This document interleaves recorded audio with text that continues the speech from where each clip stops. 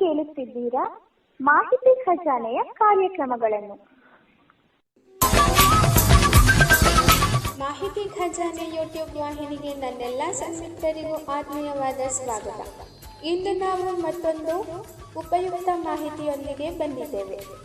ಈ ವಿಡಿಯೋ ನಿಮಗೇನಾದರೂ ಇಷ್ಟವಾದಲ್ಲಿ ಲೈಕ್, ಶೇರ್, ಕಾಮೆಂಟ್ ಮಾಡಿ ಹಾಗೂ ಇನ್ನು ಹೆಚ್ಚು ಉಪಯುಕ್ತ ಮಾಹಿತಿಯನ್ನು ನಮ್ಮ ಯೂಟ್ಯೂಬ್ ವಾಹಿನಿಯಿಂದ ಏನಾದರೂ ನಿರೀಕ್ಷಿಸುತ್ತಿದ್ದೀರಾ?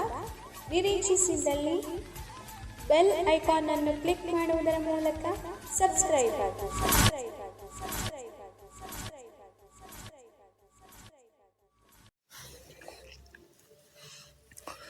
ನಮಸ್ಕಾರ ಸ್ನೇಹಿತರೆ, ಮಾಹಿತಿ ಖಜಾನೆಯ ಇವತ್ತಿನ ಕೆಸೆಟ್ ಮತ್ತು ನೀಟ್ ಪರೀಕ್ಷಾ ವಿಶೇಷ ಕಾರ್ಯಕ್ರಮಕ್ಕೆ ಪ್ರೀತಿಯ ಸ್ವಾಗತ. ನಾವು ಸಂಶೋಧನೆ, ಸಮಾಜಶಾಸ್ತ್ರ ವಿಷಯದಲ್ಲಿ ಸಂಶೋಧನೆ ಅಂತಕ್ಕಂತಹ ವಿಷಯವನ್ನ ಅರ್ಥ ಮಾಡ್ಕೊಳ್ತಾ ಇದ್ದೀವಿ. ಈ ಸಂಶೋಧನೆ ಅಂತಕ್ಕಂಥದ್ದು ಪ್ರತಿ ಸಬ್ಜೆಕ್ಟ್ನ ಯಾವುದೇ ಸಬ್ಜೆಕ್ಟಲ್ಲಿ ನಿಮ್ಗೆಲ್ರಿಗೂ ಕೂಡ ಅವಶ್ಯಕ ಇದೆ. ಸೊ ಹಾಗಾಗಿ ಪ್ರತಿಯೊಬ್ಬರು ಕೂಡ ಈ ಸಂಚಿಕೆಗಳನ್ನು ಕೇಳಿ. ಇದು ಸಪ್ರೇಟ್ ಪ್ಲೇ ಲಿಸ್ಟ್ ಇರುತ್ತೆ. ನಿಮಗೆ ಸಮೀಕ್ಷೆ ಸಂಶೋಧನೆಯದು ಸಪ್ರೇಟ್ ಪ್ಲೇ ಲಿಸ್ಟ್ ಇರುತ್ತೆ. ಸೊ ನೆಕ್ಸ್ಟಿಂದ ಸಿದ್ಧಾಂತಗಳಿಗೆ ಸಪ್ರೇಟ್ ಪ್ಲೇ ಲಿಸ್ಟ್ ಮಾಡ್ತೀನಿ. ಸೊ ಹಾಗಾಗಿ ನಾವು ಜನರಲ್ ಪೇಪರ್ ಬಗ್ಗೆನೂ ಡಿಸ್ಕಸ್ ಮಾಡೋಣ, ಹಾಗೆ ನಮ್ಮ ಸಬ್ಜೆಕ್ಟ್ ಏನಿದೆ ಅದ್ರ ಬಗ್ಗೆನೂ ಕೂಡ ಡಿಸ್ಕಸ್ ಮಾಡ್ತಾ ಹೋಗೋಣ. ಇವತ್ತು ಪ್ರಮುಖವಾಗಿ ಸಮೀಕ್ಷೆ ಅಂತಕ್ಕಂತಹ ವಿಷಯವನ್ನು, ಸಂಶೋಧನೆಯಲ್ಲಿ ಸಮೀಕ್ಷೆ ಅಂತಕ್ಕಂತಹ ವಿಷಯವನ್ನು ಇವತ್ತು ಅರ್ಥ ಮಾಡ್ಕೊಳ್ತಕ್ಕಂಥ ಪ್ರಯತ್ನವನ್ನು ಮಾಡೋಣ. ಯಾವುದೇ ಒಬ್ಬ ವ್ಯಕ್ತಿ ಸಮೀಕ್ಷೆ ಕೈಗೊಳ್ಳಬೇಕು ಅಂದರೆ ಆತ ಮೊಟ್ಟ ಮೊದಲಿಗೆ ತನ್ನ ವಿಷಯವನ್ನು ಆಯ್ಕೆ ಮಾಡ್ಕೋಬೇಕು.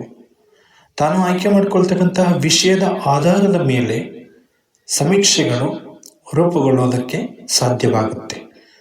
ಹಾಗಾದರೆ ಸಮೀಕ್ಷೆ ಅಂದರೆ ಏನು, ಸಮೀಕ್ಷೆಯ ಮಹತ್ವ ಏನು ಅನ್ನೋದನ್ನು ನಾವು 2 ಸಂಚಿಕೆಗಳಲ್ಲಿ ನಿಮಗೆ ತಿಳಿಸ್ತಕ್ಕಂಥ ಪ್ರಯತ್ನವನ್ನು ಮಾಡ್ತೀವಿ.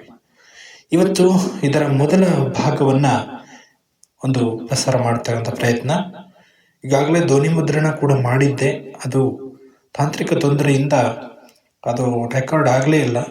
ಹಾಗಾಗಿ ಮತ್ತೆ ರೆಕಾರ್ಡಿಂಗ್ ಮೂಲಕ ನಿಮಗೆ ಪ್ರಸಾರ ಮಾಡುವಂಥ ಪ್ರಯತ್ನವನ್ನು ಮಾಡ್ತಾ ಇದ್ದೀವಿ. ಸೊ ಹೆಚ್ಚು ತಡ ಮಾಡದೆ ಇವತ್ತಿನ ಕಾರ್ಯಕ್ರಮವನ್ನು ಪ್ರಾರಂಭ ಮಾಡೋಣ. ಇನ್ನು ಈ ಸಮೀಕ್ಷಾ ವಿಧಾನವನ್ನು ಯಾತಕ್ಕೋಸ್ಕರ ಬಳಸ್ತಾರೆ ಅಂತ ನೋಡೋದಾದರೆ, ಯಾವುದೇ ಒಬ್ಬ ವ್ಯಕ್ತಿ ಜ್ಞಾನಕ್ಕಾಗಿ, ಅಂದರೆ ಆತ ಹೆಚ್ಚು ಜ್ಞಾನಕ್ಕಾಗಿ ಈ ಸಮೀಕ್ಷಾ ವಿಧಾನವನ್ನು ಬಳಸ್ತಾರೆ. ಇನ್ನು ಮುಖ್ಯವಾಗಿ ವೈಜ್ಞಾನಿಕ, ವಿಜ್ಞಾನ ಸಮೀಕ್ಷೆಗಳು, ವಿಜ್ಞಾನ ಕ್ಷೇತ್ರದಲ್ಲಿಯೂ ಕೂಡ ಸಾಕಷ್ಟು ಒಂದು ಶೋಧಗಳನ್ನು ನಡೆಸ್ತಕ್ಕಂಥ ಸಂದರ್ಭದಲ್ಲಿ ಪೂರ್ವಾವಲೋಕನವಾಗಿ ಈ ಸಮೀಕ್ಷೆಯನ್ನು ಬಳಸ್ತಾರೆ. ಅಂದರೆ ಯಾವುದೇ ಒಬ್ಬ ವ್ಯಕ್ತಿಯನ್ನು ನೀವು ನೇರವಾಗಿ ಹೋಗಿ ಕೇಳೋದಕ್ಕಾಗಲ್ಲ, ಆಗ ನಮ್ಮದು ತಪ್ಪಾಗುತ್ತೆ. ಹಾಗಾಗಿ ನಾವು ಮೊಟ್ಟ ಮೊದಲಿಗೆ ನಾವು ಆಯ್ಕೆ ಮಾಡಿಕೊಳ್ತಕ್ಕಂತಹ ವಿಷಯದ ಮೇಲೆ ನಮಗೆ ಹಿಡಿತ ಇರುವ ಹಾಗೆ ನೋಡ್ಕೋಬೇಕಾಗುತ್ತೆ. ಆಯ್ಕೆ ಮಾಡಿಕೊಂಡ ನಂತರ ನಾವು ನಿಧಾನವಾಗಿ ನಮ್ಮ ಪ್ರತಿ ಸ್ಪರ್ಧಿ, ಅಂದರೆ ಪ್ರತಿ ವ್ಯಕ್ತಿ ಯಾರಿರ್ತಾರೆ, ನಮಗೆ ಮಾಹಿತಿ ಕೊಡ್ತಕ್ಕಂಥವ್ರು ಯಾರಿರ್ತಾರೆ, ಅವರ ಒಂದು ಮನಸ್ಸು ಗೆಲ್ತಕ್ಕಂಥ ಪ್ರಯತ್ನವನ್ನು ನಾವು ಮಾಡಬೇಕಾಗತ್ತೆ. ಆಗ ಮಾತ್ರ ನಮ್ಮ ಸಮೀಕ್ಷೆ ಅಂತಕ್ಕಂಥದ್ದು ಪೂರ್ಣಗೊಳ್ಳೋದಕ್ಕೆ ಸಾಧ್ಯವಾಗುತ್ತೆ. ಇನ್ನು ಇದನ್ನು ಪ್ರಮುಖವಾಗಿ ಏನಂತ ವ್ಯಾಖ್ಯಾನ ಮಾಡ್ಬೋದಪ್ಪ ಅಂದರೆ, ಯಾವುದೇ ಒಬ್ಬ ಸಂಶೋಧಕ ಮಾಹಿತಿಯನ್ನು ಸಂಗ್ರಹಿಸುವಾಗ ಪ್ರಶ್ನಾವಳಿಯ ಮೂಲಕ, ತನ್ನ ಪ್ರತಿ ವ್ಯಕ್ತಿಯ ಮೂಲಕ ಮಾಹಿತಿಗಳನ್ನು ಸಂಗ್ರಹಿಸುವ ಒಂದು ವೈಜ್ಞಾನಿಕ ಅಂಶವಾಗಿದೆ ಅಂತ ಹೇಳಿ ಕೆಲವು ತಜ್ಞರುಗಳು ಅಭಿಪ್ರಾಯ ಪಡ್ತಾರೆ. ನಾವು ಸಮೀಕ್ಷೆಯನ್ನು ಮಾಡಬೇಕು ಅಂದರೆ ಮೊಟ್ಟ ಮೊದಲನೇದಾಗಿ ನಾವು ವಿಷಯವನ್ನು ಆಯ್ಕೆ ಮಾಡ್ಕೋಬೇಕು. ವಿಷಯ ಆಯ್ಕೆ ಮಾಡಿಕೊಂಡ್ರೆ ಆಯ್ತಾ ಅಂದರೆ ಇಲ್ಲ. ಪ್ರಶ್ನಾವಳಿಯ ಬಗ್ಗೆನೂ ಕೂಡ ನಾನು ನಿಮಗೆ ಸಪ್ರೇಟ್ ಕ್ಲಾಸನ್ನು ಮಾಡಿಕೊಡ್ತೀನಿ.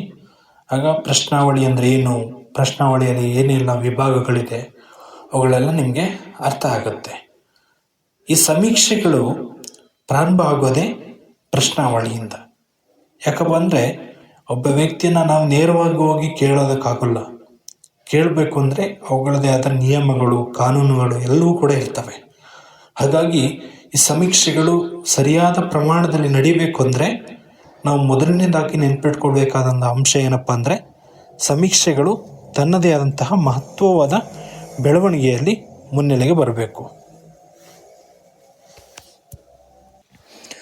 ಇನ್ನು ಸಮೀಕ್ಷೆಯನ್ನು ಪ್ರಮುಖವಾಗಿ ಒಂದು ನಿರ್ದಿಷ್ಟ ಗುಂಪಿನ ಜನರ ಗುಣಲಕ್ಷಣಗಳು ಹಾಗೆ ಅವರ ವೈಯಕ್ತಿಕ ವಿವರಗಳನ್ನು ಸಂಗ್ರಹಿಸುವುದರ ಮೂಲಕ ಸಮಾಜಕ್ಕೆ ಒಂದಿಷ್ಟು ಕೊಡುಗೆಗಳನ್ನು ನೀಡುವುದಕ್ಕೆ ಹಾಗೂ ಆ ಜನರ ಜೀವನ ಮಟ್ಟ ಸುಧಾರಿಸತಕ್ಕಂತಹ ಪ್ರಯತ್ನದಲ್ಲಿ ಈ ಸಮೀಕ್ಷೆಗಳು ಪ್ರಯೋಜನಕಾರಿ ಆಗ್ತವೆ ಅಂತಕ್ಕಂಥದ್ದು ಮತ್ತೊಂದು ಅಭಿಪ್ರಾಯವಾಗಿ ಗುರುತಿಸುತ್ತೇವೆ.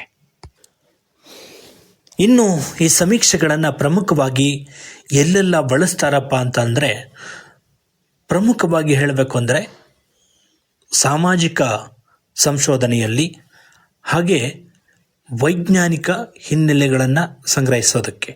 ಅಂದರೆ ವಿಜ್ಞಾನ ಕ್ಷೇತ್ರದಲ್ಲಿ ಏನಾದರೂ ಆವಿಷ್ಕಾರಗಳನ್ನ ಮಾಡಬೇಕು ಅಂದರೆ ಅಥವಾ ಒಬ್ಬ ವ್ಯಕ್ತಿಯಿಂದ ಏನಾದರೂ ಮಾಹಿತಿಗಳನ್ನು ತಗೋಬೇಕು ಅಂದಾಗ ಈ ಸಮೀಕ್ಷೆಗಳನ್ನು ಪ್ರಮುಖವಾಗಿ ಬಳಸ್ತಾರೆ. ಆ ಸಮೀಕ್ಷೆಯನ್ನು ಬಳಸೋದಕ್ಕೂ ಕೂಡ ಒಂದಿಷ್ಟು ಕ್ರಮಗಳು ಅಂತಕ್ಕಂಥದ್ದು ಇದ್ದೇ ಇರುತ್ತೆ. ಈಗ ಯಾವುದೇ ಒಬ್ಬ ವ್ಯಕ್ತಿಯನ್ನು ನಾವು ಸಮೀಕ್ಷೆ ಮಾಡಬೇಕು ಅಂದರೆ ಅಥವಾ ಯಾವುದೋ ಒಂದು ವಸ್ತುವನ್ನು ಸಮೀಕ್ಷೆ ಮಾಡಬೇಕು ಅಂದರೆ, ಈಗ ಉದಾಹರಣೆಗೆ ಒಂದು ನಾಯಿ ನಿಂತಿದೆ ಅಂತ ಇಟ್ಕೊಳ್ಳಿ. ಆ ನಾಯಿಯ ಬಗ್ಗೆ ಸಮೀಕ್ಷೆ ಮಾಡಬೇಕು ಅಂದರೆ ನಾವು ಮೊದಲು ದೂರದಿಂದ ಅದನ್ನು ಗಮನಿಸ್ತಾ ಇರಬೇಕು.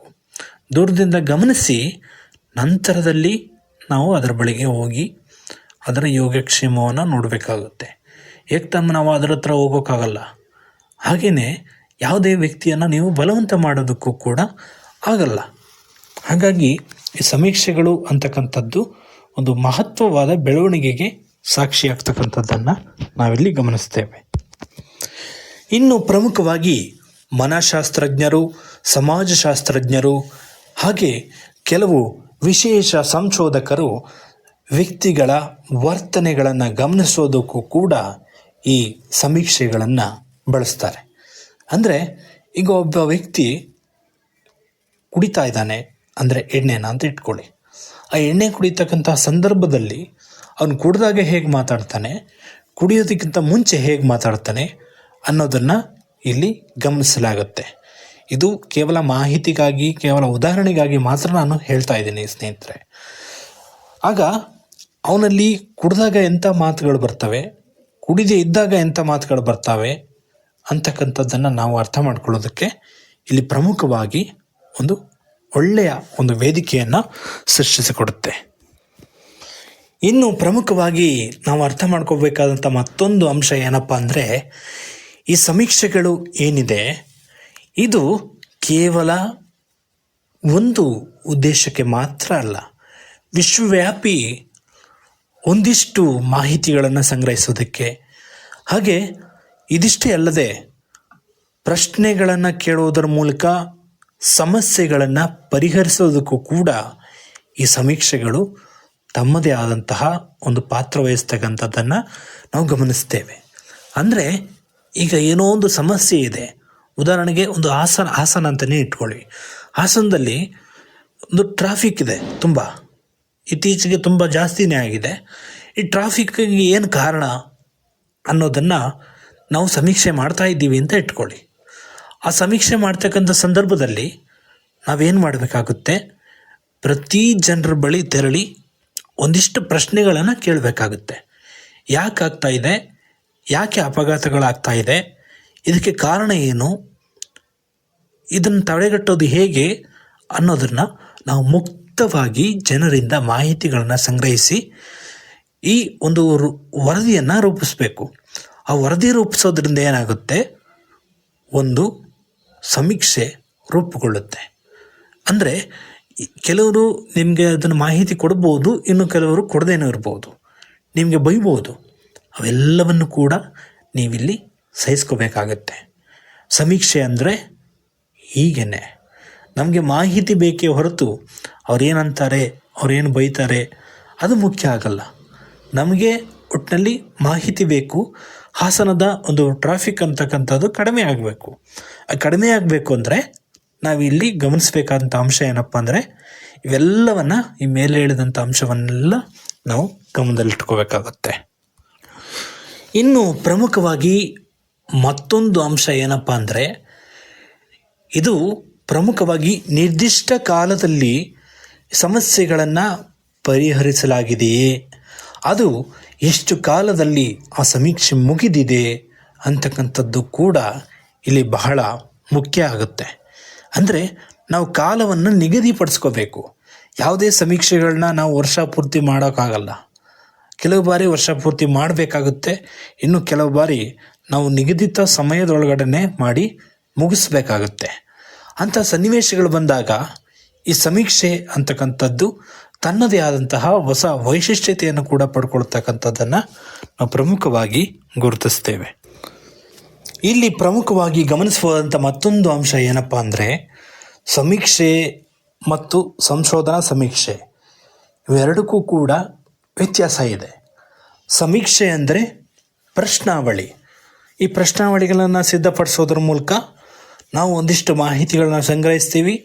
ಆ ಸಂಗ್ರಹಿಸಿದಂಥ ಮಾಹಿತಿಗಳನ್ನು ನಾವು ಡಿಜಿಟಲೀಕರಣಗೊಳಿಸ್ತೀವೋ ಇಲ್ಲವೋ ಗೊತ್ತಿಲ್ಲ, ಎಲ್ಲೋ ಒಂದು ಮೂಲೆಗೆ ಹಾಕ್ತೀವಿ. ಆದರೆ ಸಂಶೋಧನಾ ಸಮೀಕ್ಷೆ ಅಂದರೆ ನಾವು ಸಂಗ್ರಹಿಸಿದಂಥ ದತ್ತಾಂಶವನ್ನು ಇಟ್ಕೊಂಡು ನಾವು ವಿಶ್ಲೇಷಣೆ ಮಾಡ್ತೀವಿ. ವಿಶ್ಲೇಷಣೆ ಮಾಡೋದ್ರ ಮೂಲಕ ಸರಿ ಯಾವುದಿದೆ, ತಪ್ಪು ಯಾವುದಿದೆ, ಏನು ಸವಾಲಿದೆ, ಏನು ಸಮಸ್ಯೆ ಇದೆ ಅನ್ನೋದನ್ನು ನಾವು ಪರಿಹರಿಸ್ತಕ್ಕಂಥ ಪ್ರಯತ್ನವನ್ನು ಮಾಡ್ತೀವಿ.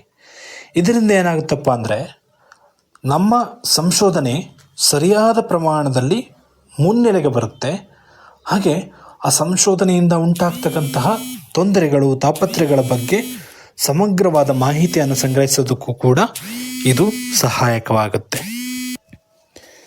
ಇನ್ನು ಪ್ರಮುಖವಾಗಿ ಸಮೀಕ್ಷೆಯ ಪ್ರಮುಖ ಅನಾನುಕೂಲ ಏನಪ್ಪ ಅಂದರೆ, ಕೆಲವು ಬಾರಿ ಕಡಿಮೆ ಪ್ರತಿಕ್ರಿಯೆ ಕೂಡ ಬರ್ಬೋದು. ಈಗ ನಾವು ಏನೋ ಒಂದು ಉದ್ದೇಶ ಇಟ್ಕೊಂಡು ಸಮೀಕ್ಷೆ ಮಾಡೋದಕ್ಕೆ ಹೋಗ್ತೀವಿ. ಆ ಸಮೀಕ್ಷೆ ಮಾಡ್ತಕ್ಕಂಥ ಸಂದರ್ಭದಲ್ಲಿ ನಮಗೆ ಕೆಲವು ಸವಾಲುಗಳು ಎಲ್ಲ ಉಂಟಾಗ್ಬೋದು. ಆ ಸವಾಲುಗಳನ್ನು ಉಂಟಾದಾಗ ನಮಗೆ ಪ್ರತಿಕ್ರಿಯೆ ಬಾರದೇ ಇರ್ಬೋದು. ಈಗ ಉದಾಹರಣೆಗಾಗಿ ಈ ಕರ್ನಾಟಕ ಸರ್ಕಾರ ಮಾಡಿದಂಥ ಒಂದು ಸಮೀಕ್ಷೆಯನ್ನು ತಗೊಳ್ಳೋಣ. ಈ ಸಮೀಕ್ಷೆಯಲ್ಲಿ ಅದು ಯಾವ ಸಮೀಕ್ಷೆ ಏನೋ ನಮಗೆ ಬೇಡ. ಸೊ ಆ ಸಮೀಕ್ಷೆಯಲ್ಲಿ ಸಾಕಷ್ಟು ಜನ ಮಾಹಿತಿಯನ್ನು ಕೊಡಲಿಲ್ಲ. ಯಾಕೆ ಕೊಡಲಿಲ್ಲ ಅಂತಕ್ಕಂಥದ್ದನ್ನು ನಾವು ಪ್ರಮುಖವಾಗಿ ಇಲ್ಲಿ ಯೋಚನೆ ಮಾಡಬೇಕು. ಅಂದರೆ ಕೆಲವರಿಗೆ ಇಷ್ಟ ಇರಲಿಲ್ಲ, ಇನ್ನು ಕೆಲವರಿಗೆ ಅದು ಅವಶ್ಯಕತೆ ಇರಲಿಲ್ಲ. ಆದರೆ ಎಲ್ಲರಿಗೂ ಕೂಡ ಮನವರಿಕೆ ಆಗೋ ರೀತಿಯಲ್ಲಿ ನಮ್ಮ ಸಮೀಕ್ಷೆಗಳನ್ನು ಅರ್ಥೈಸಿ ಸಮೀಕ್ಷೆ ಮಾಡಿದ್ರೆ ತುಂಬ ಚೆನ್ನಾಗಿರುತ್ತೆ. ಆಗ ಮಾತ್ರ ಅದು ಎಲ್ರಿಗೂ ಕೂಡ ತಲುಪೋದಕ್ಕೆ ಸಾಧ್ಯವಾಗುತ್ತೆ. ಹಾಗೆ ಸಮೀಕ್ಷೆಯಿಂದ ಅನುಕೂಲನೂ ಇದೆ, ಅನನುಕೂಲನೂ ಇದೆ. ಇದನ್ನು ಪ್ರಮುಖವಾಗಿ ಅರ್ಥ ಮಾಡ್ಕೋಬೇಕು. ಹಾಗಾದರೆ ಸಂಶೋಧನೆಯ ವಿನ್ಯಾಸದಲ್ಲಿ ಸಮೀಕ್ಷೆಯ ಸ್ಥಾನಮಾನ ಏನು ಅನ್ನೋದನ್ನು ಈಗ ಅರ್ಥ ಮಾಡ್ಕೊಳ್ಳೋಣ. ಇನ್ನು ಈ ಸಮೀಕ್ಷೆ ಅಂತಕ್ಕಂಥದ್ದೇನಿದೆ, ಇದು ಅನುಭವಾತ್ಮಕ ವಾತಾವರಣವನ್ನು ಕಲ್ಪಿಸ್ಕೊಡುತ್ತೆ. ಹೇಗಪ್ಪ ಅಂದರೆ, ಈಗ ಯಾವುದೋ ಒಂದು ವಿಷಯ, ಈ ವಿಷಯ ಉದಾಹರಣೆಗೆ ಒಂದು ಹಾಸನಾಂಬ ಜಾತ್ರಾ ವಿಶೇಷ ಅಂತ ಇಟ್ಕೊಳ್ಳಿ. ಈ ಹಾಸನಾಂಬ ಜಾತ್ರಾ ವಿಶೇಷದಲ್ಲಿ ಸಾಕಷ್ಟು ಕಾರ್ಯಕ್ರಮಗಳು ನಡೀತಾನೂ ಕೂಡ ಇದೆ. ಈ ಕಾರ್ಯಕ್ರಮಗಳಲ್ಲಿ ಎಷ್ಟು ಜನ ಭಾಗಿಯಾಗಿದ್ದರು, ಎಷ್ಟು ಜನ ಬಂದಿದ್ದರು ಅನ್ನೋದನ್ನು ನಾವು ತಿಳ್ಕೋಬೇಕಾಗಿದೆ. ಅದನ್ನು ತಿಳ್ಕೋಬೇಕು ಅಂದರೆ ನಾವು ಜಿಲ್ಲಾಡಳಿತದಿಂದ ಮಾಹಿತಿಯನ್ನು ತಗೋಬೋದು. ಆದರೆ ನನಗದಿಷ್ಟ ಇಲ್ಲ. ನಾನು ನೇರವಾಗಿ ಅಲ್ಲಿಗೆ ಭೇಟಿ ನೀಡೋದ್ರ ಮೂಲಕ ಮಾಹಿತಿಯನ್ನು ಸಂಗ್ರಹ ಮಾಡಬೇಕು ಅಂತ ಇದ್ದೀನಿ ಅಂತ ಇಟ್ಕೊಳ್ಳಿ. ನಾವು ಪೂರ್ವ ತಯಾರಿಯನ್ನು ಮಾಡ್ಕೋಬೇಕು. ಅಂದರೆ ಅಲ್ಲಿ ಹೋದಾಗ ನಾವು ಹೇಗಿರಬೇಕು, ಅವರಲ್ಲಿ ನಾವು ಒಬ್ಬರಾಗಿರೋದನ್ನು ನಾವು ಮೊದಲು ಇಲ್ಲಿ ಅರ್ಥ ಮಾಡ್ಕೋಬೇಕು. ಇಲ್ಲ ಅಂದರೆ ನಮಗೆ ಅನೇಕ ಸವಾಲುಗಳು ಉಂಟಾಗ್ತಕ್ಕಂಥ ಸಾಧ್ಯತೆಗಳು ಇರ್ತವೆ. ಹಾಗಾಗಿ ನಮ್ಮನ್ನು ಅಲ್ಲಿ ವಿಶೇಷ ವ್ಯಕ್ತಿ ಅಂತ ಯಾರು ಕೂಡ ಬಿಂಬಿಸಬಾರ್ದು. ಅದರಿಂದ ನಾವು ಸಂಶೋಧನೆ ಸಮೀಕ್ಷೆ ಮಾಡೋದಕ್ಕಾಗಲ್ಲ. ಸಮೀಕ್ಷೆ ಮಾಡಬೇಕು ಅಂದರೆ ನಾವು ಅಲ್ಲಿ ಅವ್ರು ಮಾಡ್ತಕ್ಕಂಥ ಚಟುವಟಿಕೆಗಳಲ್ಲಿ ನಾವು ಕೂಡ ಪಾಲ್ಗೊಳ್ಬೇಕು. ಆಗ ಮಾತ್ರ ಈ ಸಮೀಕ್ಷೆಗೆ ಒಂದು ಕಾರಣವಾಗುತ್ತೆ, ಅಂದರೆ ಸಮೀಕ್ಷೆ ಮಾಡೋದಕ್ಕೆ ಸಾಧ್ಯವಾಗುತ್ತೆ. ಇಲ್ಲಾಂದರೆ ಸಮೀಕ್ಷೆ ವಿಫಲ ಆಗ್ತಕ್ಕಂಥ ಸಾಧ್ಯತೆ ಕೂಡ ಇರುತ್ತೆ. ಪ್ರಮುಖವಾಗಿ ಈ ಸಮೀಕ್ಷೆ ಅಂತಕ್ಕಂಥದ್ದು ದೊಡ್ಡ ಮಟ್ಟದ ಜನಸಂಖ್ಯೆಯಿಂದ ನಾವು ಮಾಹಿತಿಯನ್ನು ಸಂಗ್ರಹಿಸೋದಕ್ಕೂ ಕೂಡ ಸಹಾಯಕವಾಗುತ್ತೆ. ಒಂದು ಹುಡುಗಿಯರ ಗುಂಪು, ಮತ್ತೊಂದು ವಯಸ್ಕರ ಗುಂಪು, ಮತ್ತು ಯುವಕರ ಗುಂಪು ಇದೆ ಅಂತ ಇಟ್ಕೊಳ್ಳಿ. ಅಲ್ಲಿ ಅವರ ನಡವಳಿಕೆಗಳನ್ನು ಕೂಡ ಗಮನಿಸೋದಕ್ಕೂ ಕೂಡ ಈ ಸಮೀಕ್ಷೆ ಬಹಳ ಪ್ರಯೋಜನ ಆಗುತ್ತೆ. ಅಲ್ಲಿ ನಾವು ಕೂಡ ಅವರಲ್ಲಿ ಒಬ್ಬರಾಗಿ ಇದ್ದಾಗ ಮಾತ್ರ ನಮಗೆ ಈ ರೀತಿಯ ಮಾಹಿತಿಗಳು ದೊರಕೋದಕ್ಕೆ ಸಾಧ್ಯವಾಗುತ್ತೆ. ಈ ಮೂಲಕ ನಾವು ಹೆಚ್ಚು ವಿವರವನ್ನು ಸಂಗ್ರಹಿಸೋದಕ್ಕೆ ಈ ಸಮೀಕ್ಷೆಗಳು ನಿರ್ಣಾಯಕ ಪಾತ್ರ ವಹಿಸ್ತವೆ.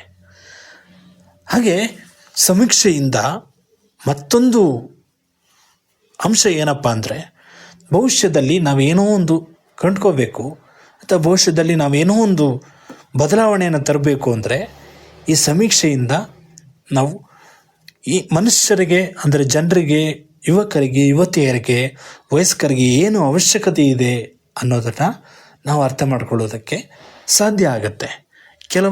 ಕೆಲವು ಯುವ ಪೀಳಿಗೆಗಳು, ಕೆಲವು ಯುವತಿಯರು ಮಾತಾಡ್ತಾ ಇರ್ತಾರೆ.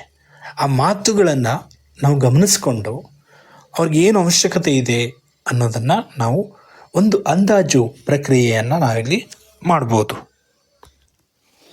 ಇನ್ನೂ ಸ್ಪಷ್ಟವಾಗಿ ನಿಮಗೆ ಅರ್ಥ ಮಾಡಿಸ್ಬೇಕಪ್ಪ ಅಂದರೆ, ಈಗ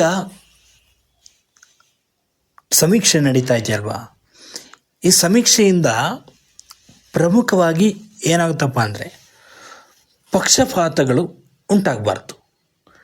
ಅದು ನ್ಯಾಯಯುತವಾದ ಸಮೀಕ್ಷೆ ನಡಿಬೇಕು. ಫಲಾನುಭವಿಗಳಿಗೆ ಸಿಗಬೇಕಾದಂಥ ಸವಲತ್ತುಗಳನ್ನು ನೇರವಾಗಿ ಅವರಿಗೆ ನೀಡೋದ್ರ ಮೂಲಕ ಒಂದು ವ್ಯವಸ್ಥೆಯನ್ನು ರೂಪಿಸ್ಕೊಟ್ರೆ ಆ ಸಮೀಕ್ಷೆಗೆ ನಿಜವಾದ ಅರ್ಥ ಬರುತ್ತೆ.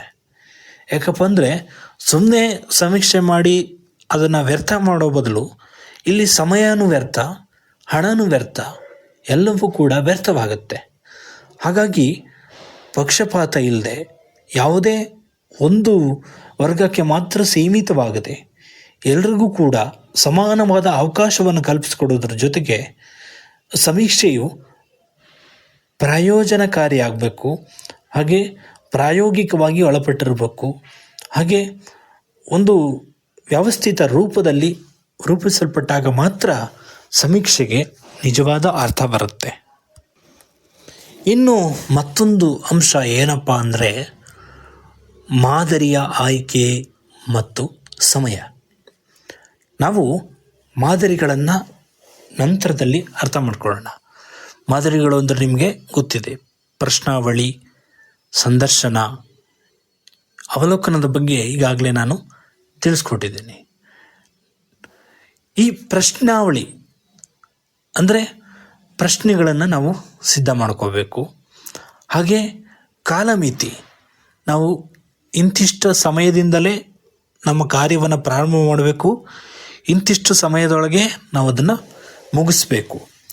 ಅನಂತರದಲ್ಲಿ ಸಮೀಕ್ಷೆಗಳು ತಮ್ಮದೇ ಆದಂತಹ ಹೊಸ ರೂಪದಲ್ಲಿ ರೂಪುಗೊಳ್ಳುವುದಕ್ಕೆ ಸಾಧ್ಯವಾಗುತ್ತೆ. ಇನ್ನು ಇದರ ಸಮೀಕ್ಷೆಯ ಮೊದಲ ವಿಧಾನ ಯಾವುದಪ್ಪ ಅಂದರೆ ಅಡ್ಡ ವಿಭಾಗೀಯ ಸಮೀಕ್ಷೆ. ಈಗ ಜನಸಂಖ್ಯೆ ದೊಡ್ಡ ಗುಂಪು ಇರುತ್ತೆ. ಇಲ್ಲಿ 4 ಗುಂಪುಗಳಾಗಿ ನಿಂತಿರ್ತಾರೆ. ನಾವು ಸಮೀಕ್ಷೆ ಮಾಡೋದಕ್ಕೆ ಹೋಗ್ತೀವಿ. ನಾವು ಸಮೀಕ್ಷೆಯವರು ಅಂತ ಅವರಿಗೆ ಗೊತ್ತಾಗಬಾರ್ದು. ಆ ರೀತಿಯಲ್ಲಿ ನಾವು ಅವರ ನಡವಳಿಕೆಗಳನ್ನು ಗಮನಿಸ್ತಾ ಇರ್ತೀವಿ. ಕೆಲವು ಹುಡುಗಿಯರು ಏನೋ ಒಂದು ಪ್ರೇಮದ ವಿಷಯದ ಬಗ್ಗೆ ಮಾತನಾಡ್ತಾ ಇರ್ಬೋದು. ಇನ್ನು ಕೆಲವು ಹುಡುಗರು ಇನ್ನೂ ಅನೇಕ ಬೇರೆ ಬೇರೆ ವಿಷಯಗಳ ಬಗ್ಗೆ ಮಾತನಾಡ್ತಾ ಇರ್ಬೋದು. ಇನ್ನು ವಯಸ್ಕರು ತಮಗೆ ಸರ್ಕಾರದಿಂದ ಸಿಗಬೇಕಂತ ಸವಲತ್ತುಗಳ ಬಗ್ಗೆ ಮಾತನಾಡ್ತಾ ಇರ್ಬೋದು. ಇಲ್ಲಿ ಒಬ್ಬೊಬ್ಬರು ಒಂದೊಂದು ರೀತಿಯ ವರ್ತನೆಯ ಮೂಲಕ ಸಮಾಜದಲ್ಲಿ ಆಗ್ತಿರ್ತಕ್ಕಂಥ ವಿಷಯಗಳ ಬಗ್ಗೆ ನಮಗೆ ತಿಳಿಸ್ತಾ ಇರ್ತಾರೆ. ಇಲ್ಲಿ ನಮಗೆ ಯಾವ ಅಂಶಗಳು ಬೇಕು ಅವುಗಳನ್ನು ನಾವು ಪಟ್ಟಿ ಮಾಡ್ತಾ ಹೋಗಬೇಕು. ಆಗ ಮಾತ್ರ ನಾವು ಗ್ರಹಿಸಿದಂತಹ ಒಂದು ಮಾಹಿತಿಗಳು ನಿಜಕ್ಕೂ ಕೂಡ ಎಷ್ಟು ಪ್ರಯೋಜನಕಾರಿ ಅನ್ನೋದನ್ನು ನಾವು ಅರ್ಥ ಮಾಡ್ಕೊಳ್ಳೋದಕ್ಕೆ ಸಾಧ್ಯವಾಗುತ್ತೆ. ನಾವು ಕೂಡ ಅವರಲ್ಲಿ ಒಬ್ಬರಾಗಿರಬೇಕು ಅನ್ನೋದನ್ನು ನಾನು ಪ್ರಾರಂಭದಿಂದನೂ ಕೂಡ ಹೇಳ್ತಾ ಇದ್ದೀನಿ. ನಾವು ಸಮೀಕ್ಷೆಯವರ ರೀತಿಯಲ್ಲಿ ಅವರಿಗೆ ಕಾಣಿಸ್ಕೋಬಾರ್ದು. ನಾವು ಕೂಡ ಆ ಜನರ ಗುಂಪಲ್ಲಿ ನಾವು ಕೂಡ ಒಬ್ಬರು ಅನ್ನೋದನ್ನು ಎಲ್ಲರೂ ಕೂಡ ಭಾವಿಸ್ಬೇಕು. ಆಗ ಮಾತ್ರ ಅವರು ತಮ್ಮ ತಮ್ಮ ವಿಷಯಗಳನ್ನ ಮಾತನಾಡ್ತಾರೆ. ಹೊರತು ಯಾರೋ ನಮ್ಮನ್ನು ಗಮನಿಸ್ತಾ ಇದ್ದಾರೆ ಅಂದರೆ ಅವ್ರು ಖಂಡಿತವಾಗ್ಲೂ ಅವರೇನು ಮಾತಾಡಬೇಕಾಗಿತ್ತೋ ಅದನ್ನು ಮಾತನಾಡೋದಿಲ್ಲ. ಆಗ ನಮಗೆ ಮಾಹಿತಿ ಕೂಡ ಸಿಗೋದಿಲ್ಲ. ಇನ್ನು ಪ್ರಮುಖವಾಗಿ ಗಮನಿಸಬೇಕಾದಂಥ ಮತ್ತೊಂದು ಅಂಶ ಏನಪ್ಪ ಅಂದರೆ, ಇದನ್ನು ಕಡಿಮೆ ವೆಚ್ಚದಲ್ಲಿ ನಾವು ನಡೆಸ್ಬೋದು. ಇದಕ್ಕೆ ಜಾಸ್ತಿ ವೆಚ್ಚ ಏನು ಬೇಕಾಗಿರಲ್ಲ, ಹಣ ಕೂಡ ಖರ್ಚಾಗಲ್ಲ. ಇದರಿಂದ ಮಾಹಿತಿ ಸಿಗುತ್ತೆ. ನಾವು ಗಮನಿಸಿದ್ದಷ್ಟೇ ನಮಗೆ ಮಾಹಿತಿ ಸಿಗುತ್ತೆ. ಅಂದರೆ ನಾವು ನೇರವಾಗಿ ಅವ್ರನ್ನ ಕೇಳೋದಕ್ಕೆ ಹೋಗಲ್ಲ. ಇಲ್ಲಿ ನಾವು ಗಮನಿಸ್ತೀವಿ ಅಷ್ಟೇ. ಆ ಗಮನಿಸೋದರ ಮೂಲಕ ನಾವು ಮಾಹಿತಿಯನ್ನು ಸಂಗ್ರಹ ಮಾಡ್ತಕ್ಕಂಥ ಪ್ರಯತ್ನವನ್ನು ಮಾಡ್ತೀವಿ. ಇನ್ನು ಈ ಸಮೀಕ್ಷೆಯಿಂದ ನಮಗೆ ಹೆಚ್ಚು ಮಾಹಿತಿ ಸಿಗದೇ ಇರ್ಬೋದು. ಇನ್ನು ನಂತರದಲ್ಲಿ ಬರ್ತಕ್ಕಂಥದ್ದು ಅನುಧೈರ್ಯ ಸಮೀಕ್ಷೆ ಅಂತಕ್ಕಂಥದ್ದು.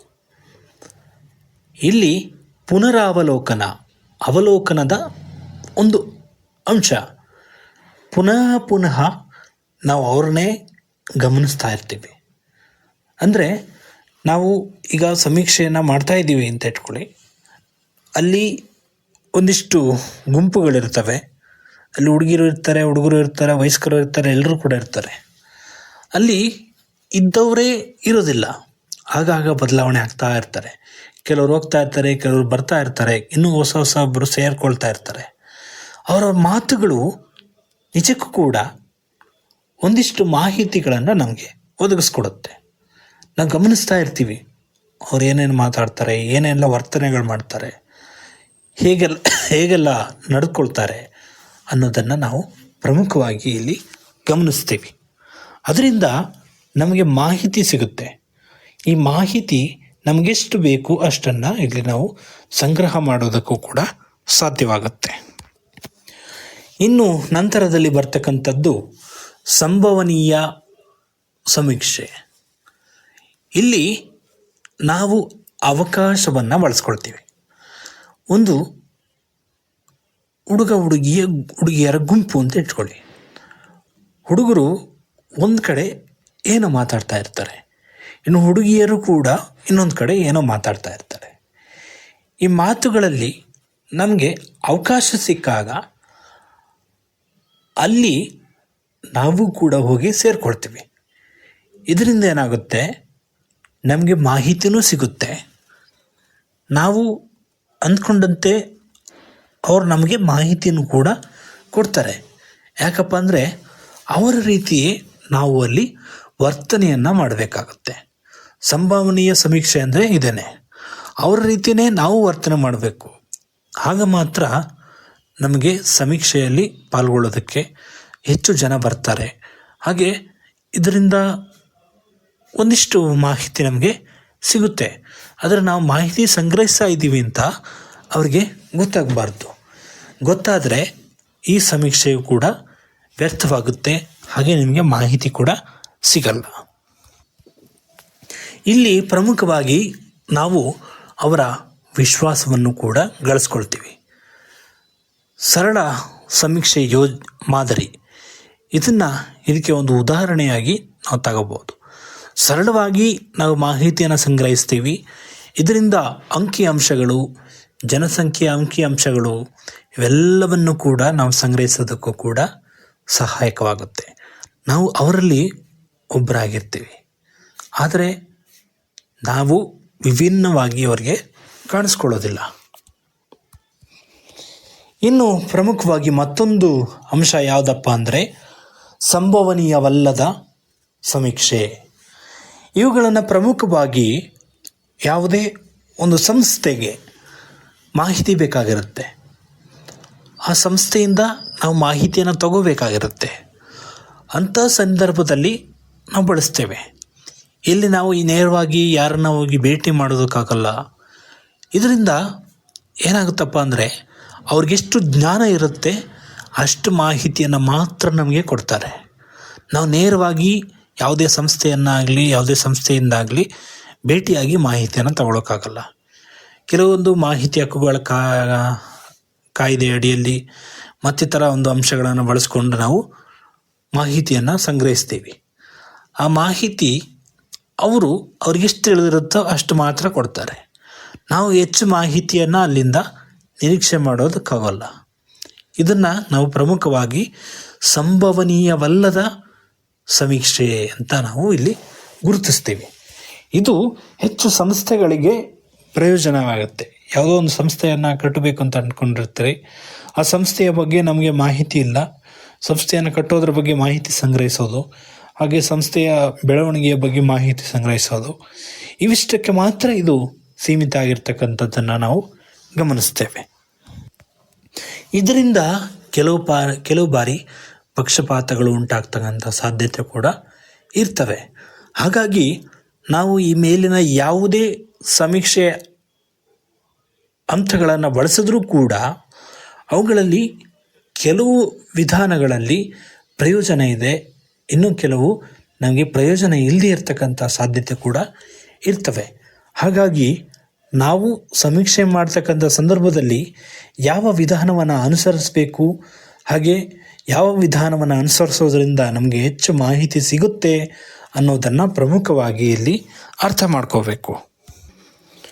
ಇನ್ನು ಪ್ರಮುಖವಾಗಿ ಅರ್ಥ ಮಾಡ್ಕೋಬೇಕಂತ ಮತ್ತೊಂದು ಅಂಶ ಏನಪ್ಪ ಅಂದರೆ, ಯಾವುದೇ ಒಂದು ಸಮೀಕ್ಷೆ ಯಾವುದೇ ಭಾಗವನ್ನು, ಯಾವುದೇ ಒಂದು ವಿನ್ಯಾಸವನ್ನು ರೂಪಿಸ್ಕೊಂಡ್ರೂ ಕೂಡ ಅವುಗಳು ಸಮಗ್ರವಾಗಿ ನಡಿಬೇಕು.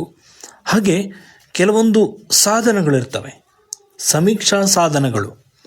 ಅವುಗಳು ಪ್ರಶ್ನಾವಳಿ, ಸಂದರ್ಶನ ಹಾಗೂ ಅವಲೋಕನ. ಇದನ್ನು ಪ್ರತಿಯೊಬ್ಬರು ಕೂಡ ನೆನ್ಪಿಟ್ಟುಕೊಳ್ಳಿ. ಪ್ರಶ್ನಾವಳಿ ಅಂದ್ರೇನು, ಸಂದರ್ಶನ ಅಂದ್ರೇನು ಅಂತ ನಾನು ಇನ್ನೂ ಕೂಡ ನಿಮಗೆ ಹೇಳ್ಕೊಟ್ಟಿಲ್ಲ. ಖಂಡಿತವಾಗ್ಲೂ ಹೇಳ್ಕೊಡ್ತೀನಿ ಅದೇನು ಅಂತ. ಸೊ ಅಲ್ಲಿವರೆಗೂ ಕಾಯ್ತಾ ಇರಿ. ಹಾಗೆ ಈ ಸಮೀಕ್ಷೆಗಳು ಈ ಎಲ್ಲ ಅಂಶಗಳನ್ನು ಆಧಾರವಾಗಿಟ್ಕೊಂಡು ರೂಪುಗೊಳ್ಳುತ್ತೆ. ಆ ಸಮೀಕ್ಷೆಯಿಂದ ನಿಯಮಿತವಾದಂತಹ ಮಾಹಿತಿ ಸಿಗುತ್ತೆ. ಆ ಮಾಹಿತಿಯಿಂದ ಸಮೀಕ್ಷೆ ಸಮಗ್ರವಾಗಿ ರೂಪುಗೊಳ್ಳೋದಕ್ಕೆ ಸಹಾಯಕವಾಗುತ್ತೆ. ಇಲ್ಲಿ ಪ್ರಮುಖವಾಗಿ ಗಮನಿಸಬೇಕಾದ ಮತ್ತೊಂದು ಅಂಶ ಏನಪ್ಪ ಅಂದರೆ, ಈ ಪ್ರಶ್ನಾವಳಿ, ಸಂದರ್ಶನ ಇವೆಲ್ಲವನ್ನು ಬಳಸ್ಕೊಂಡು ಮಾಡ್ತಕ್ಕಂಥ ಸಮೀಕ್ಷೆಯಲ್ಲಿ ಸಮೀಕ್ಷೆ ಮಾಡ್ತಕ್ಕಂಥವರು ಅರ್ಥ ಮಾಡ್ಕೋಬೇಕಂತ ಅಂಶ ಏನಪ್ಪ ಅಂದರೆ, ಯಾರನ್ನು ಕೂಡ ಪೀಡಿಸಬಾರ್ದು. ಹಾಗೆ ಒಬ್ಬ ವ್ಯಕ್ತಿಗೆ ಅದನ್ನು ಯಾಕೆ ಮಾಡ್ತಾ ಇದ್ದೀವಿ ಅನ್ನೋದನ್ನು ಅರ್ಥ ಮಾಡಿಸ್ತಕ್ಕಂಥ ಪ್ರಯತ್ನವನ್ನು ಇಲ್ಲಿ ಪ್ರಮುಖವಾಗಿ ಮಾಡಬೇಕಾಗುತ್ತೆ. ಯಾಕಪ್ಪ ಅಂದರೆ ಯಾರಿಗೂ ಕೂಡ ಅರ್ಥ ಆಗಲಿಲ್ಲ ಅಂದರೆ ಅಲ್ಲಿ ಸಮೀಕ್ಷೆ ಮಾಡಿಯೂ ಕೂಡ ಪ್ರಯೋಜನ ಇಲ್ಲದೆ ಇರತಕ್ಕಂಥ ಸ್ಥಿತಿ ಬಂದೊದಗುತ್ತೆ. ಸೊ ಹಾಗಾಗಿ ಮಾಹಿತಿ ಪಡೆಯುವಾಗ ನಾವು ವ್ಯಕ್ತಿಗೆ ಅದನ್ನು ಅರ್ಥ ಮಾಡಿಸ್ಬೇಕು. ಆಗ ಮಾತ್ರ ಈ ಸಮೀಕ್ಷೆಗೆ ಒಂದು ಪ್ರಯೋಜನಕಾರಿ ಅಂಶವಾಗಿ ರೂಪುಗೊಳ್ಳುತ್ತೆ. ಇನ್ನು ಮಾಪಕಗಳು ಯಾಕೆ ಬೇಕು, ಮಾಪಕ ಅಂದ್ರೇನು ಅದನ್ನು ಪ್ರಮುಖವಾಗಿ ಇಲ್ಲಿ ಅರ್ಥ ಮಾಡ್ಕೊಳ್ಳೋಣ. ಈಗ ಯಾವುದೇ ಒಬ್ಬ ಸಮೀಕ್ಷೆಕಾರ ಸಮೀಕ್ಷೆಯನ್ನು ಮಾಡ್ತಕ್ಕಂಥ ಸಂದರ್ಭದಲ್ಲಿ ಅದು ವ್ಯಕ್ತಿ ಎಷ್ಟರ ಮಟ್ಟಿಗೆ ಮಾಹಿತಿಯನ್ನು ನೀಡಿದ್ದಾನೆ ಅಂತಕ್ಕಂಥದ್ದನ್ನು ಅಳೆಯೋದಕ್ಕೆ ಈ ಮಾಪನಗಳು ಪ್ರಮುಖ ಸಹಾಯಕವಾಗುತ್ತೆ. R.C. ಲೈಕರ್ ಅಮೇರಿಕ ಮಾನವಶಾಸ್ತ್ರಜ್ಞನ ಒಂದು ಹೆಸರಿನಲ್ಲಿ ಇರ್ತಕ್ಕಂಥದ್ದು ಲೈಕರ್ ಮಾಪನ ಅಂತಕ್ಕಂಥದ್ದು. ಈ ಲೈಕರ್ ಮಾಪನದ ಮೂಲಕ ಆ ವ್ಯಕ್ತಿ ಎಷ್ಟು ಮಾಹಿತಿಯನ್ನು ಕೊಟ್ಟಿದ್ದಾನೆ, ಎಷ್ಟು ನಿಜವಾಗಿ ಕೊಟ್ಟಿದ್ದಾನೆ, ಎಷ್ಟು ಮಾಹಿತಿಯನ್ನು ಸುಳ್ಳು ಹೇಳಿದ್ದಾನೆ ಅನ್ನೋದನ್ನು ಆತನ ಮುಖಭಾವದಿಂದ ಅರ್ಥ ಮಾಡ್ಕೊಳ್ತಕ್ಕಂಥ ಪ್ರಯತ್ನವನ್ನು ಈ ಲೈಕರ್ ಮಾಪನ ನಮಗೆ ಮಾಡುತ್ತೆ. ಪ್ರಮುಖವಾಗಿ ಇದನ್ನು ಇನ್ನೂ ಅರ್ಥ ಮಾಡ್ಕೋಬೇಕು ಅಂದರೆ ಇಲ್ಲಿ 5 ಮತ್ತು 7 ಅಂಶಗಳನ್ನು ಆಧಾರವಾಗಿಟ್ಕೊಂಡು ನಾವು ಈಗ ಸಮೀಕ್ಷೆಯನ್ನು ಮಾಡ್ತಕ್ಕಂತಹ ವ್ಯಕ್ತಿಗೆ ಒಪ್ಪಿಗೆ ಇದೆಯಾ ಇಲ್ವಾ, ಅವನು ಆ ಸಮೀಕ್ಷೆಯಲ್ಲಿ ಪಾಲ್ಗೊಳ್ಳೋದಕ್ಕೆ ನಿಜವಾಗ್ಲೂ ಕೂಡ ಅರ್ಹನಾಗಿದ್ದಾನಾ ಅನ್ನೋದನ್ನು ನಾವು ಇಲ್ಲಿ ಅರ್ಥ ಮಾಡ್ಕೊಳ್ಳೋದಕ್ಕೆ ಸಾಧ್ಯವಾಗುತ್ತೆ. ಅಲ್ಲಿ ನಾವು ವ್ಯಕ್ತಿಯನ್ನು ಒಪ್ಪಿಸ್ಬೇಕು, ಮನವೊಲಿಸ್ತಕ್ಕಂಥ ಪ್ರಯತ್ನವನ್ನು ಮಾಡಬೇಕು. ಅದಕ್ಕೋಸ್ಕರ ನಮಗೆ 5 ಮತ್ತು 7 ಅಂಶಗಳ ಆಧಾರದ ಮೇಲೆ ನಾವು ಸಮೀಕ್ಷೆಯನ್ನು ಮಾಡಬೇಕಾಗುತ್ತೆ. ಅಂದರೆ ಪ್ರತಿಕ್ರಿಯೆ ನೀಡ್ತಕ್ಕಂತಹ ವ್ಯಕ್ತಿಗೆ ನಾವು ಆತನಿಂದ ಒಪ್ಪಿಗೆಯನ್ನು ಪಡ್ಕೋಬೇಕು. ಆ ಒಪ್ಪಿಗೆಯನ್ನು ಪಡ್ಕೋಬೇಕು ಅಂದರೆ ನಾವು ಈ 7 ತತ್ವಗಳನ್ನು ಬಳಸಬೇಕು. ಆ 7 ತತ್ವಗಳು ಯಾವ್ಯಾವು ಅನ್ನೋದು ಮಾಹಿತಿ ಇಲ್ಲದೇ ಇದ್ದರೂ ಕೂಡ ನಾವಿಲ್ಲಿ ಅರ್ಥ ಮಾಡ್ಕೋಬೇಕಾದ ಅಂಶ ಏನಪ್ಪ ಅಂದರೆ ಒಪ್ಪಿಗೆ ಪಡೆಯೋಕ್ಕೆ ನಾವು ಹರಸಾಹಸ ಪಡಬೇಕಾಗತ್ತೆ. ಯಾಕಂದರೆ ಯಾರೂ ಕೂಡ ಏಕದಮ್ ಒಪ್ಕೊಳ್ಳಲ್ಲ. ಒಪ್ಕೋಬೇಕು ಅಂದರೆ ಅಲ್ಲಿ ಪ್ರಮುಖವಾದಂತಹ ಆದರ್ಶಗಳು, ಈಗ ಸಮೀಕ್ಷೆ ಮಾಡ್ತಕ್ಕಂಥವ್ರಿಗೂ ಕೂಡ ತಾಳ್ಮೆ ಇರಬೇಕು. ಹಾಗೆ ಅವ್ರು ಹೇಳ್ತಕ್ಕಂತಹ ಮಾತುಗಳನ್ನು ಗಂಭೀರವಾಗಿ ಇವರು ಅರ್ಥ ಮಾಡ್ಕೋಬೇಕು. ಆಗ ಮಾತ್ರ ಈ ಸಮೀಕ್ಷೆಗಳು ನಿರಂತರವಾಗಿ ರೂಪುಗೊಳ್ಳೋದಕ್ಕೆ ಸಹಾಯಕವಾಗುತ್ತೆ. ಇನ್ನು ಎರಡನೇದು ಸಿಮೆಂಟಿಕ್ ಡಿಫರೆನ್ಷಿಯಲ್ ಮಾಪಕ. ಸಿಮೆಂಟಿಕ್ ಡಿಫರೆನ್ಷಿಯಲ್ ಮಾಪಕ ಇದ್ರ ಬಗ್ಗೆ ಏನು ಇದು ಹಾಗಂದರೆ ಅಂತ ಅರ್ಥ ಮಾಡ್ಕೊಳ್ಳೋಣ. ಈ ಮಾಪನ ಹೇಗಪ್ಪ ಅಂದರೆ ಒಂದು ವಸ್ತು ಇರ್ಬೋದು, ಒಬ್ಬ ವ್ಯಕ್ತಿ ಇರ್ಬೋದು, ಆತನ ವರ್ತನೆಗಳನ್ನು ಗಮನಿಸೋದು. ಈಗ ಪ್ರತಿಯೊಬ್ಬರಿಗೂ ಕೂಡ ಎಲ್ಲ ಮಾಹಿತಿಯನ್ನು ಕೊಡೋದಕ್ಕೆ ಕಷ್ಟ ಆಗ್ಬೋದು. ಆ ಕಷ್ಟ, ನೋವು, ಅವ್ರ ಮನಸ್ಸಲ್ಲಿರ್ತಕ್ಕಂತಹ ನೋವನ್ನು ಕೂಡ ನಾವು ಅರ್ಥ ಮಾಡ್ಕೋಬೇಕು. ಯಾಕಪ್ಪ ಅಂದರೆ ಯಾರೂ ಕೂಡ ಉದ್ದೇಶಪೂರ್ವಕವಾಗಿ ಏನು ಸುಮ್ಮನಿರಲ್ಲ, ಮಾಹಿತಿ ಕೊಡದೇ ಇರಲ್ಲ. ಯಾಕಂದರೆ ಅವ್ರಿಗೆ ಬಲವಾದ ಒಂದು ಕಾರಣ ಇರುತ್ತೆ ಅವ್ರ ಮನಸ್ಸಲ್ಲಿ. ಆ ಕಾರಣ ಏನು ಅಂತ ನಾವು ಅರ್ಥ ಮಾಡ್ಕೋಬೇಕು. ಆಗ ಮಾತ್ರ ಈ ಸಮೀಕ್ಷೆಗಳು ನಿಜಕ್ಕೂ ಕೂಡ ಪ್ರಯೋಜನಕಾರಿಯಾಗೋದಕ್ಕೆ ಸಾಧ್ಯವಾಗುತ್ತೆ. ನಾವು ಅವರ ಒಂದು ವರ್ತನೆಯನ್ನು ಕೂಡ ಗಮನಿಸಬೇಕು. ಹಾಗೆ ಅವರ ದೃಷ್ಟಿಕೋನ, ನಾನು ನೀಡಬಹುದಾ, ನೀಡೋದಕ್ಕೆ ಸಾಧ್ಯನಾ ಅಂತ ಅವರೆಲ್ಲ ಯೋಚನೆ ಮಾಡ್ತಾ ಇರ್ತಾರೆ. ಅಂದರೆ ಇದರಿಂದ ಬೇರೆ ದುರುಪಯೋಗ ಆಗ್ಬೋದಾ ಅಂತಕ್ಕಂಥ ಭಯ ಕೂಡ ಅವ್ರಿಗಿರುತ್ತೆ. ಸೊ ಹಾಗಾಗಿ ಸಮೀಕ್ಷೆ ಮಾಡ್ತಕ್ಕಂಥವರು ಪ್ರಮುಖವಾಗಿ ಗಮನಿಸಬೇಕಂತ ಅಂಶಗಳನ್ನು ನಾನು ಇಲ್ಲಿ ನಿಮಗೆ ತಿಳಿಸ್ತಾ ಹೊರತಾ ಇದ್ದೀನಿ ಸ್ನೇಹಿತರೆ. ಇನ್ನು ಇದಕ್ಕೂ ಕೂಡ ಸಾಕಷ್ಟು ಸವಾಲುಗಳು ಸಮೀಕ್ಷೆಯಲ್ಲಿರ್ತವೆ. ಅಂದರೆ ವೆಚ್ಚ ಇರ್ಬೋದು, ಸಮಯ ಇರ್ಬೋದು, ಹಾಗೆ ಮಾಹಿತಿಯ ಕೊರತೆ ಇರ್ಬೋದು. ಇವೆಲ್ಲವೂ ಕೂಡ ಒಂದು ಸವಾಲಾಗಿ ಪರಿಣಮಿಸುತ್ತೆ. ಯಾವಾಗಲೂ ಕೂಡ ಒಬ್ಬ ವ್ಯಕ್ತಿಯನ್ನು ಗಮನಿಸ್ತಾ ಇದ್ದರೆ ಆತನಿಗೂ ಕೂಡ ಅನುಮಾನ ಬರುತ್ತೆ, ಇವನು ಯಾಕೆ ನನ್ನಿಂದನೇ ಸುತ್ತಾ ಇದ್ದಾನೆ ಅಂತಕ್ಕಂಥದ್ದು. ಇದರಿಂದ ಕಾನೂನಾತ್ಮಕ ಸಮಸ್ಯೆಗಳು ಕೂಡ ಆಗ್ತಕ್ಕಂತಹ ಸಾಧ್ಯತೆ ಇರುತ್ತೆ. ಹಾಗಾಗಿ ನಾವು ಮೊದಲು ಪ್ರೀತಿಯನ್ನು ಗಳಿಸಬೇಕು. ಪ್ರೀತಿ ಗಳಿಸಿದ್ರೆ ಎಲ್ಲರೂ ಕೂಡ ನಿಧಾನವಾಗಿ ನಮಗೆ ಮಾಹಿತಿಯನ್ನು ಕೊಡ್ತಾರೆ. ಯಾರೂ ಕೂಡ ಮಾಹಿತಿ ಕೊಡದೇ ಇರಲ್ಲ. ಅವ್ರ ಮನಸ್ಸಲ್ಲಿ ಸಾಕಷ್ಟು ನೋವಿರುತ್ತೆ. ಆ ನೋವನ್ನು ಅರ್ಥ ಮಾಡ್ಕೊಳ್ತಕ್ಕಂಥದ್ದು, ಹಾಗೆ ಅವ್ರಿಗಿರ್ತಕ್ಕಂಥ ಸವಾಲುಗಳನ್ನು ಕೊಂಚ ಮಟ್ಟಿಗಾದರೂ ಪರಿಹರಿಸಿದರೆ ಅದು ನಿಜಕ್ಕೂ ಕೂಡ ಅವರು ಮುಂದಿನ ಬಾರಿ ನಿಮ್ಮನ್ನು ನೆನಪು ಮಾಡ್ಕೊಳ್ತಾರೆ. ಹಾಗೆ ಸಮೀಕ್ಷೆಯಲ್ಲಿ ಬಂದಿದ್ರು, ಹೀಗೆ ಒಂದಿಷ್ಟು ಮಾಹಿತಿಯನ್ನು ಕೇಳಿದ್ರು, ಕೊಟ್ಟಿದ್ದೀನಿ ಅಂತಕ್ಕಂಥ ತೃಪ್ತಿ ಕೂಡ ಅವ್ರಿಗಿರುತ್ತೆ.